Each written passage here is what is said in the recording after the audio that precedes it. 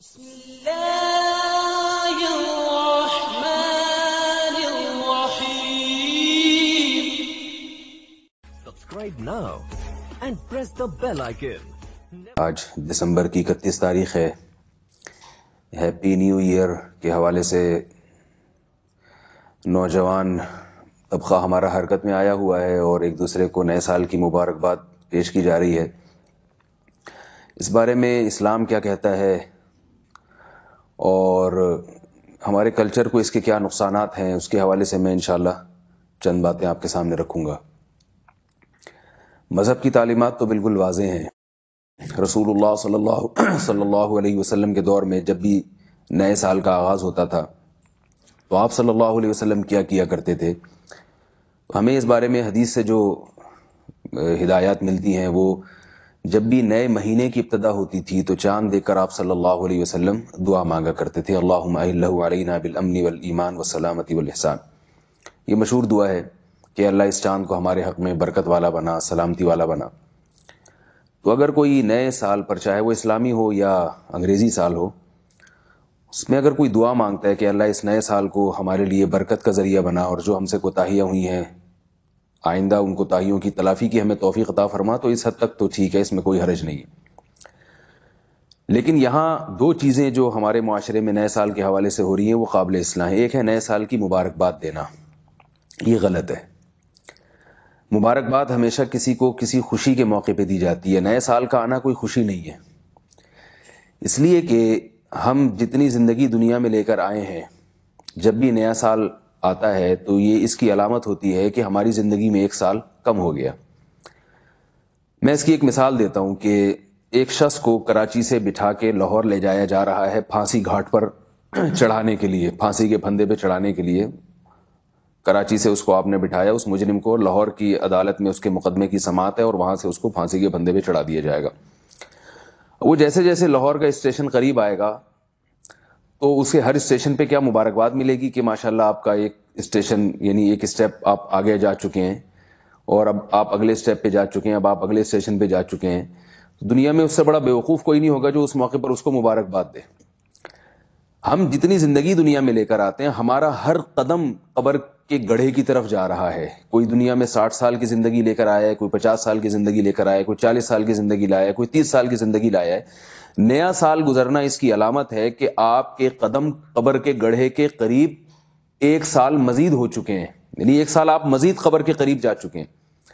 تو یہ عجیب حماقت کی بات ہے کہ آپ قبرستان کے قریب ہوتے جا رہے ہیں اور آپ اس پہ ایک دوسرے کو مبارکباد دے رہے ہیں کہ مبارک ہو، آپ کی زندگی میں 50 سال آپ لے کر آئے تھے، اب صرف 49 سال رہ گئے، اب صرف 48 سال رہ گئے، اب صرف 47 سال رہ گئے. تو موت کے قریب جانا یا موت کے منہ میں جانا یا موت کے قریب ہوتے چلے جانا، یہ کوئی خوشی کی بات ہے کہ آپ ایک دوسرے کو اس پہ مبارکباد پیش کریں؟ ہم لوگ بہت ساری چیزیں گوروں سے لیتے ہیں اور بغیر سوچے سمجھے. جو لینے کی چیز ہے وہ تو لیتے نہیں، ان سے ڈسپلن نہیں لیتے، ملک سے محبت ہم ان سے نہیں لیتے کہ وہ اپنے ملک سے کتنی محبت کرتے ہیں، ملک کے کیسے وفادار ہوتے ہیں، نظم و ضبط ان کا کیسا ہے. یہ چیزیں جو لینے کی تھی وہ تو ہم لے نہیں رہے. جو اوٹ پٹانگ چیزیں ان کے معاشرے میں چل رہی ہیں، بیکار قسم کی چیزیں چل رہی ہیں، وہ ساری ہم بھرپور طریقے سے اڈاپٹ کر رہے ہیں وہاں سے. یہاں ایک بات اور بھی میں کہوں گا، بعض لوگ تھوڑا سا نئے سال کی مخالفت میں غلو بھی کرتے ہیں. کل کسی نے کوئی میسج بھیجا کہ آپ کو غیر اسلامی سال مبارک ہو. یعنی ایک تو چاند کے حساب سے چلنے والا سال اسلامی ہے، تو اب لوگ سمجھتے ہیں کہ جو سورج کے حساب سے جو سال چل رہا ہے وہ غیر اسلامی ہے. یہ بات غلط ہے کہ جو چیز اسلامی نہ ہو ضروری نہیں کہ وہ غیر اسلامی ہو. ہر وہ چیز جو اسلامی نہیں ہوتی اس کو غیر اسلامی سے تعبیر نہیں کیا. یعنی جو آدمی ذہین نہیں ہے تو اس کا مطلب یہ نہیں کہ وہ بیوقوف ہے. کہ لوگ ہوتے ہیں کچھ بہت ذہین ہوتے ہیں، کچھ متوسط ہوتے ہیں، کچھ بیوقوف ہوتے ہیں. تو اگر آپ کسی کو کہہ دیتے ہیں کہ یہ ذہین نہیں ہے تو ضروری نہیں کہ وہ جو ہے وہ بیوقوف ہو. آپ کسی کو کہتے ہیں کہ یہ خوبصورت نہیں ہے تو ضروری نہیں کہ وہ بدصورت ہو. تو اگر کوئی سال اسلامی نہیں ہے تو اس کا یہ مطلب نہیں ہے کہ وہ غیر اسلامی سال ہے. تو سال نہ اسلامی ہوتے ہیں نہ غیر اسلامی ہوتے ہیں. جیسے چاند اللہ کا بنایا ہوا ہے تو سورج بھی اللہ ہی نے بنایا ہے، اور 365 دن میں سورج زمین کی جو سورج کی گرد گردش ہے وہ مکمل ہوتی ہے، وہ بھی اللہ ہی نے اس کی تکمیل کی ہے. اس لیے وہ بھی ایک سال ہے، اس کے بھی ایک باقاعدہ حساب و کتاب ہمیشہ سے چلا آ رہا ہے. البتہ اسلام نے چونکہ چاند کے حساب کو زیادہ ترجیح دی ہے، اس کی کیا وجوہات ہیں یہ ایک الگ ٹاپک ہے. تو سال بہرحال سال ہے، چاہے وہ اسلامی ہو چاہے وہ شمسی ہو. لیکن جو چیز سوچنے کی ہے، جو چیز اہم ہے وہ یہ ہے کہ اس کو سیلیبریٹ کرنا، اس میں خوشی منانا، یہ نہ اسلامی سال میں درست ہے اور نہ شمسی سال میں درست ہے، اس کا یہ موقع نہیں ہے۔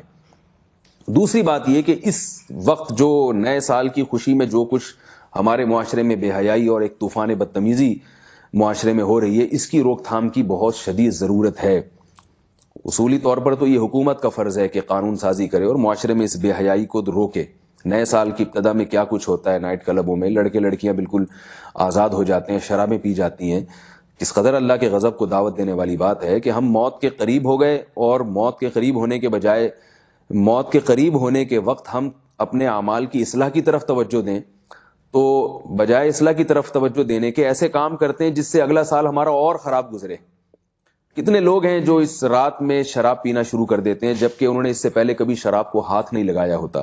تو آپ مجھے بتائیے کہ جو نئے سال کی ابتدا میں شراب سے اس کی ابتدا کرے گا، تو آپ کیا سمجھتے ہیں اس کے آگے والا سال برکت والا گزرے گا یا وہ اسی شراب کباب میں گزرے گا؟ اس نئے سال کی ابتدا اگر آپ نے کرنی ہے تو دعا سے کریں، اللہ تعالیٰ اس سال کو ہمارے حق میں بہتر بنائے، اور جہاں شریعت نے سیلیبریٹ کرنے کا حکم دیا ہے وہاں آپ جائز طریقے سے اس کو منائیں بھی، جہاں اجازت دی ہے۔ آپ نبی صلی اللہ علیہ وسلم نے نکاح کے موقع پر ترغیب دی ہے کچھ کھلانے پلانے کا انتظام ہو، ولیمے میں آپ صلی اللہ علیہ وسلم نے ترغیب دی ہے کہ لوگوں کی دعوت ہو، اس کو سیلیبریٹ کیا جائے۔ عید پہ آپ صلی اللہ علیہ وسلم نے اس کو سیلیبریٹ کرنے کا حکم دیا ہے۔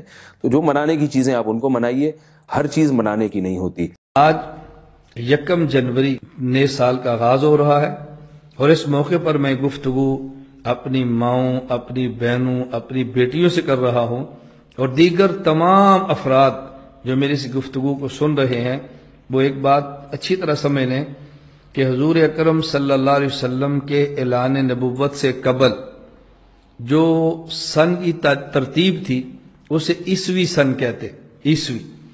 حضور اکرم صلی اللہ علیہ وسلم کے اعلان نبوت کے بعد جو دن اور مہینے اور سال شمار ہوتے اس ترتیب کو سن نبوی کہتے، نبوت کا پہلا سال، دوسرا سال، تیسرا سال۔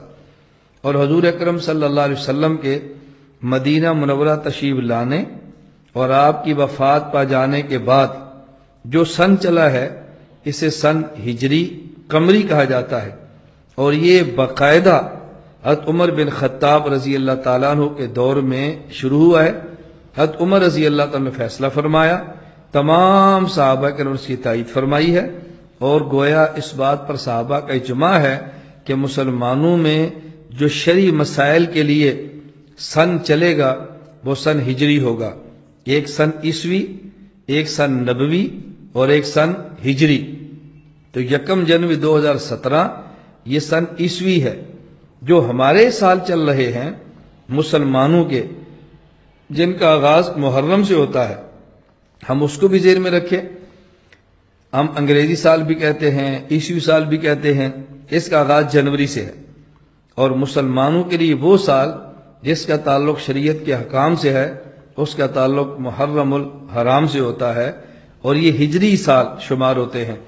تو جس طرح آج بڑی شد و مت کے ساتھ نئے سال کا تذکرہ کیا جاتا ہے، پرانے سال کے تذکرے ہوتے ہیں، اور اللہ ہم سب کی حفاظت فرمائے۔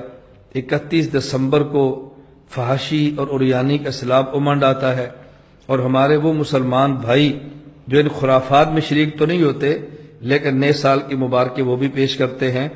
نئے سال کے نام پہ باقاعدہ مبارک دینا، اس کا ہماری شریعت میں کوئی تصور نہیں ہے، اس کا ہماری شریعت میں کوئی وجود نہیں ہے۔ سال آیا اور گزر گیا، نیا سال شروع، یہ بھی گزر جائے گا۔ اگر نئے سال پر مبارکباد دینی شریعت میں ہوتی تو ہجری سن کے آغاز پر ہوتی، اور تعجب یہ ہے کہ جس حد تک اس سن کو عام کیا جاتا ہے عیسوی کو، اس حد تک سن ہجری کو مسلمان اس کو رواج دینے کے لیے تیار نہیں ہوتے۔ اور سن ہجری کی بنیاد سیدنا فاروق اعظم رضی اللہ عنہ رکھی ہے، لہذا سن ہجری کو یاد رکھنا صحابہ کرام سے محبت کی علامت ہے رضی اللہ تعالی عنہم۔ اس لیے جہاں جنوری، فروری ان ماہ کو یاد رکھتے ہیں وہاں محرم، سفر کو بھی یاد رکھنا چاہیے۔ بعض شریعت کے مسائل ایسے ہیں، مثلا اگر طلاق ہو جائے تو عدت کا مسئلہ ہے، رمضان المبارک کے چاند رمضان کی گنتی کا مسئلہ ہے، عید الفطر کا مسئلہ ہے، اسی طرح حج کے ایام کا مسئلہ ہے، عید الاضحیٰ کا مسئلہ ہے، سال بھر جو زکوٰۃ کے لیے گنتی دنوں کی ہوتی ہے وہ مسئلہ ہے۔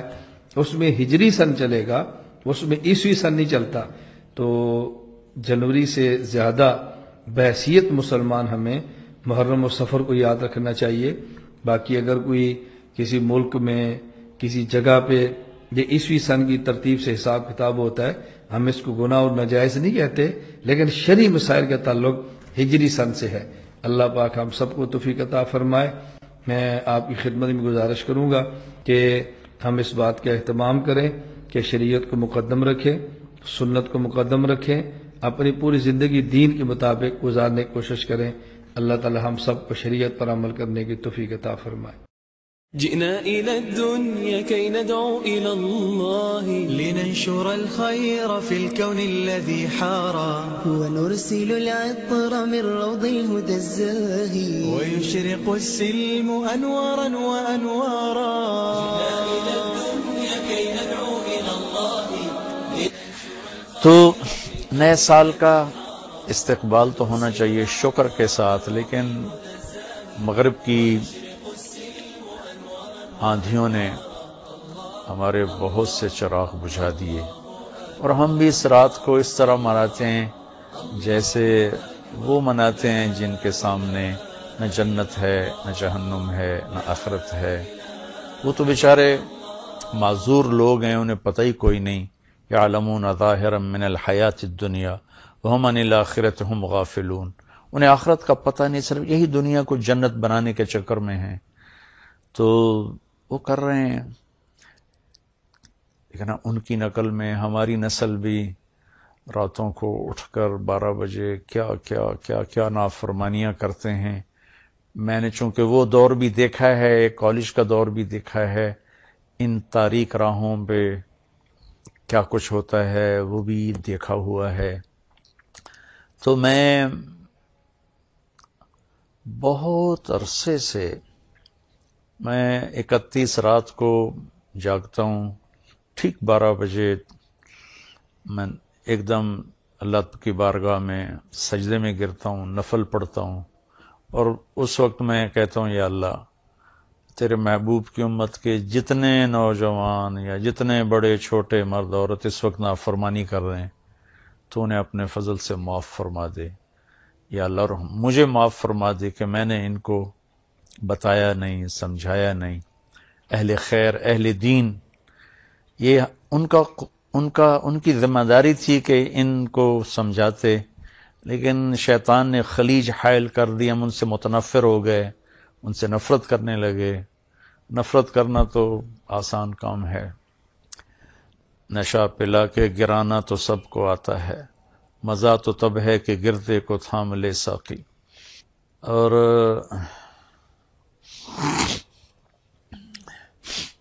ویسے تو ہماری زندگیوں میں سے 1 سال کم ہو گیا، اور ہم قبر کے 1 سال اور قریب ہو گئے، دنیا سے 1 سال اور دور ہو گئے، موت کے 1 سال قریب ہو گئے، زندگی سے 1 سال دور ہو گئے۔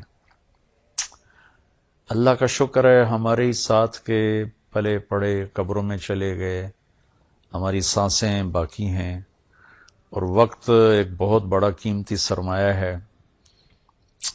تو یہ نیا سال اللہ نے ہمیں دیا ہے، ہم اس کی قدر کریں، ہم اس کی قدر کریں، ہم اس کے اندر کچھ نیکیاں بھر لیں۔ اللہ تعالیٰ نے وقت کو بہت قیمتی بنا کر قرآن میں پیش کیا ہے، اوقات کی قسم اٹھائی ہے، والعصر، خاص طور پر عصر کے وقت کی قسم، اور یہ قرآن کی آخری صورت ہے، اس کے بعد قسم کوئی نہیں، اور قرآن بھی ختم ہو رہا ہے۔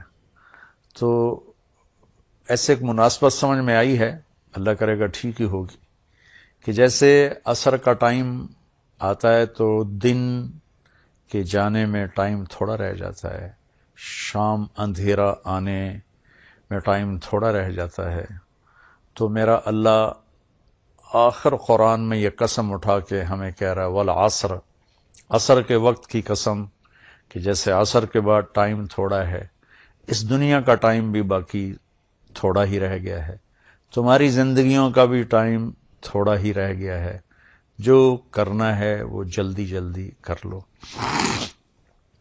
اور غفلت سے نکل آؤ. اور 4 کام بتائے ہیں اللہ تعالیٰ نے والعصر کی قسم اٹھا کر. ایک ایمان لے آؤ، الا الذین آمنوا، شکر ہم ایمان والے ہیں. وعملوا الصالحات، دوسرا اچھے کام کرو، نیک کام کرو، کبیرہ گناہوں سے بچو. ہو جائے توبہ کر لو، ہم کوئی مشین نہیں، اوپر نیچے ہونا انسانی فطرت ہے. ہو جائے گناہ توبہ کر لو. وتواصوا بالحق، ایک دوسرے کو حق کی بات کرو، تبلیغ کرو جو تبلیغ کا کام. وتواصوا بالصبر، ایک دوسرے کو صبر کی دعوت دو، اس کے لیے تیار کرو. تو اللہ نے ٹائم کو قیمتی کر کے پیش کیا ہے. قسم اٹھائی عصر کی، والشمس والضحاہا، اللہ تعالیٰ نے چڑھتے دن کی قسم اٹھائی. واللیل اذا یغشی، اللہ نے رات کی قسم اٹھائی. والصبح اذا تنفس، اللہ نے صبح کی قسم اٹھائی. والفجر، اللہ تعالیٰ نے فجر کی قسم اٹھائی. ولیال عشر، 10 راتوں کی قسم اٹھائی، حج کے پہلے 10 دن. والشفع والوتر، اللہ نے 9 تاریخ 10 تاریخ کی قسم اٹھائی. پھر جن چیزوں سے ٹائم بنتا ہے ان کی قسم اٹھائی. والشمس وضحاہا والقمر اذا تلاہا، اللہ تعالیٰ نے سورج کی قسم اٹھائی، چاند کی قسم اٹھائی. والنجم اذا ہوا، اللہ نے ستاروں کی قسم اٹھائی، ان کی گردش سے ٹائم بنتا ہے. پھر ٹائم کی جو شکلیں ہیں، والنہار اذا تجلی، اللہ نے دن کی قسم اٹھائی. واللیل، رات کی قسم اٹھائی. تو جتنے ٹائم فگر ہیں بڑے، ان سب کی اللہ نے قسم اٹھائی ہے. دن کی، رات کی، عصر کی، چڑھتے دن کی، پھر خاص راتوں کی، صبح کے وقت کی، صبح صادق کے وقت کی، فجر کے وقت کی، پھر حج کی 10 راتوں کی، پھر حج کے 9 تاریخ کی، پھر عید کے دن 10 تاریخ کی. یہ قسم اٹھانا چیز میں طاقت پیدا کرنے اور اہمیت پیدا کرنے اور تاکید کے لیے ہوتا ہے. تو میرے بھائی بہنوں، اللہ نے وقت کی قسم اٹھا کر ہمیں تاکید کی ہے کہ ٹائم بہت قیمتی چیز ہے، اسے ضائع ہونے سے بچاؤ. کم از کم یہ ہے، اگر ہم نیکی نہیں کر سکتے تو کوئی گناہ نہ کریں. اور ہم بشر ہیں، گناہ ہو جائے تو توبہ کریں گے تو انشاءاللہ اللہ اپنے فضل و کرم سے معاف فرما دیں گے. ہمارے دینی طبقوں میں جو غفلت میں پڑے ہوئے لوگوں سے نفرت پیدا ہو گئی ہے، اور جو کچھ دین سے زیادہ دور لوگ ہیں ان کے دلوں میں دینداروں کی حقارت اور نفرت پیدا ہو گئی. یہ دونوں ایک طرف چلے گئے ہیں، 2 کناروں پر چلے گئے ہیں.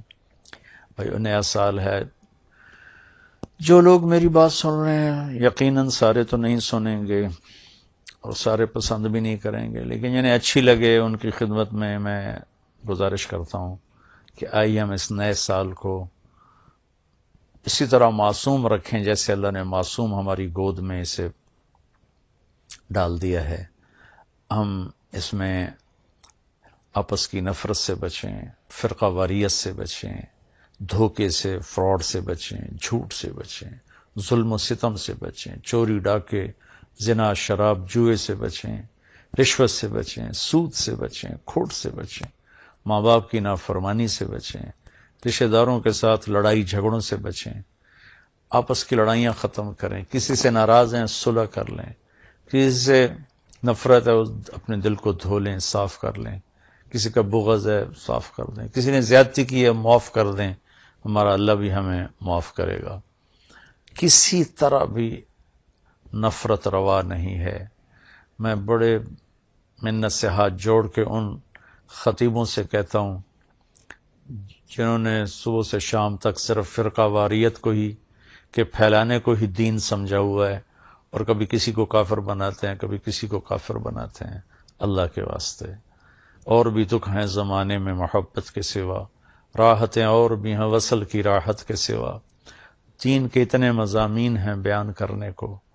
لوگوں کو مثبت بات بتائیں، لوگوں کو پازیٹو بات بتائیں، یہ کافر وہ کافر، اس سے نفرت کرو اس سے نفرت کرو.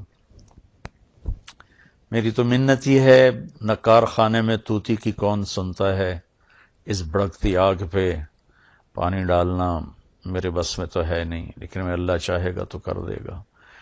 تو لیکن جو ہماری نوجوان نسل ہے ان سے تو میں ضرور کہوں گا کہ بچوں مسلمان بن کے چلو، امت بن کے چلو.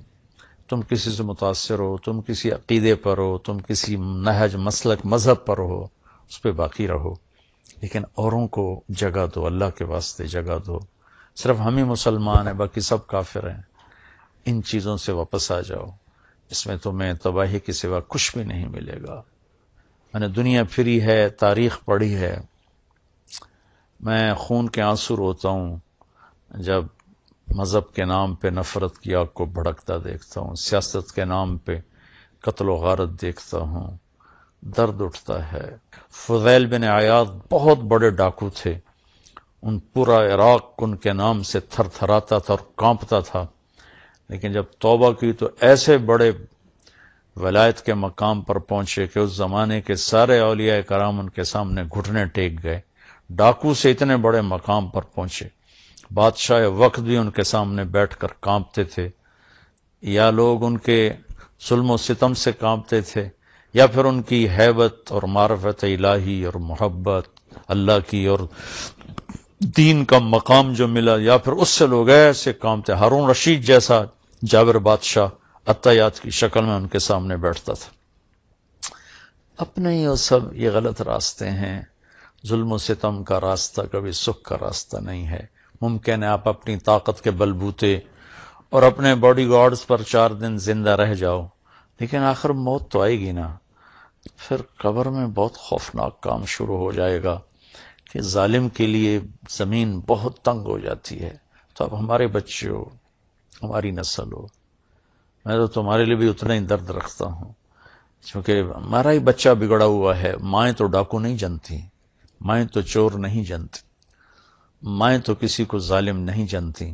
ماحول معاشرہ ان کے ساتھ وہ چال چلتا ہے کہ کوئی کیا بن جاتا ہے، کوئی کیا بن جاتا ہے. یہ میرا پیغام ہے. اللہ تعالیٰ مجھے، آپ کو، سب کو اپنے دین کی، دنیا کی، اس ملک کی حفاظت کے لیے استعمال فرمائے اور ہم سے راضی ہو جائے. السلام علیکم ورحمۃ اللہ وبرکاتہ.